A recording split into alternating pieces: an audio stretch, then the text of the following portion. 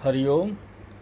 प्यारे भैया बहन, आज हम लोग भूगोल विषय के अंतर्गत पाठ जलवायु में जो पाठ के अंत में बहुविकल्पीय प्रश्न दिए गए हैं उन पर चर्चा करेंगे। प्यारे भैया बहन, विगत कई दिनों से पाठ जलवायु का हम लोग अध्ययन कर रहे थे। अब इस पाठ के अंत में कुछ बहुविकल्पीय प्रश्न हैं, उनके बारे में समझेंगे। प्यारे भैया बहन, प्रश्न संख्या 1 है, नीचे दिए गए स्थानों में किस स्थान पर विश्व में सबसे अधिक वर्षा होती है? प्यारे भैया बहन, हमने दक्षिण पश्चिम मानसूनी हवा के द्वारा भारत में जो वर्षा होती है उसके बारे में आप लोगों को समझाया है, और यहाँ वही प्रश्न पूछा जा रहा है कि सबसे अधिक वर्षा किस स्थान पर होती है। तो यहाँ उत्तर होगा मासिनराम। मासिनराम जो मेघालय में स्थित है, वहाँ सर्वाधिक वर्षा होती है। इसके पहले चेरापूंजी में सर्वाधिक वर्षा हुआ करती थी, लेकिन अब चेरापूंजी के जगह पर मासिनराम में सर्वाधिक वर्षा होती है, और ये दोनों स्थान मेघालय में ही स्थित हैं।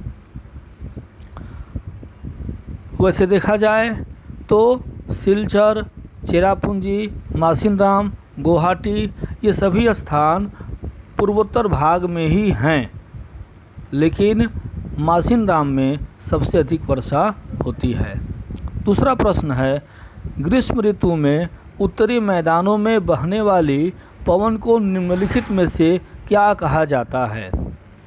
यानी गर्मी के समय में यहाँ पर कौन सी पवन, कौन सी हवा बहती है और उसका क्या नाम है?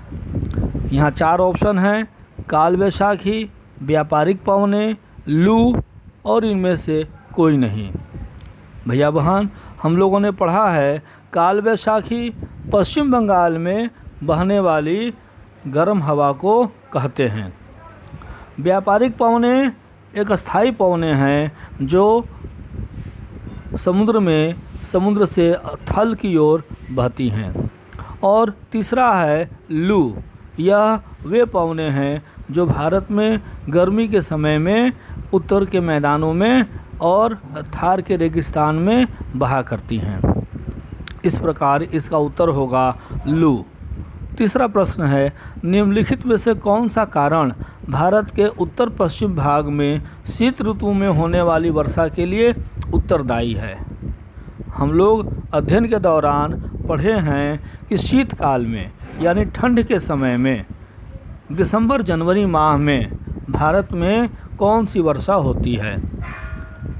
इसका उत्तर होगा पश्चिमी विक्षोभ, यानी ख। इसका उत्तर होगा पश्चिमी विक्षोभ। ठीक है। अगला प्रश्न है, भारत में मानसून का आगमन निम्नलिखित में से कब होता है? यहाँ 4 ऑप्शन दिए हुए हैं, मई के प्रारंभ में, जून के प्रारंभ में, जुलाई के प्रारंभ में और अगस्त के प्रारंभ में।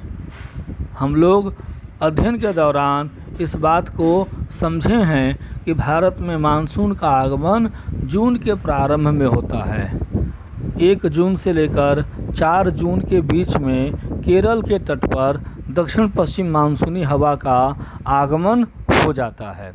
इस प्रकार इसका उत्तर होगा जून के प्रारंभ में। अगला प्रश्न है, निम्नलिखित में से कौन सी भारत में शीत ऋतु की विशेषता है? भारत में शीत ऋतु की विशेषता क्या है?